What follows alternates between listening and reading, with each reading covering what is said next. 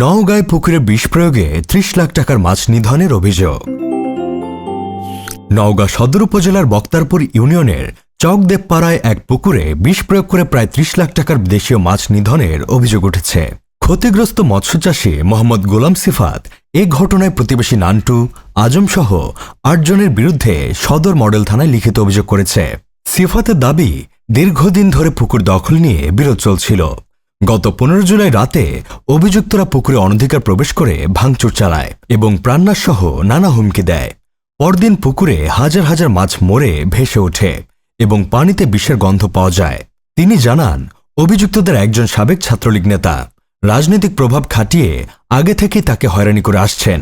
আগে থেকে আমার পাড়ের একটু ভেঙে ভেঙে গেছে, পাড়ের কাজ করতেছি। আমি যে থানাতে অভিযোগ করছি, ২০ তারিখে অভিযোগ করছি, ওনারা কোনো ব্যবস্থাই নেয়নি থানা থেকে। ২-৩ বার আমি গেলাম থানায় যে এটা কি হলো, দেখা হবে। এখন কি বিষয় আমি জানি না।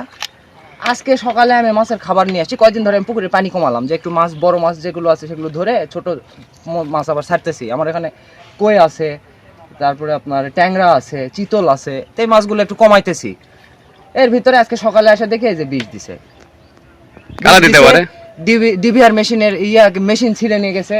ওই যে দেখেন বেড়া ওখানে ভেঙে ওই যে ফাঁকা করে রাখছে। এগুলো তো আমার ঘেরা জায়গা। কার নামে অভিযোগ করছিলেন? অভিযোগ করছি যাদের সাথে আমাদের সম্পর্ক, আজম তরফদার, যে আপনার ছাত্রলীগের সভাপতি ছিল। এর আগেও একবার গত বছর এরকম ভাবে আমার মাছের মধ্যে মাছ দিলে আমি সেটা নিয়েও মামলা দিছি, সেই মামলাও চলমান এখনো। তারপরও তারা ক্ষান্ত হয় না, আজকে যে বিষ দিয়ে দিল। থানাতে ফোন করছিলেন?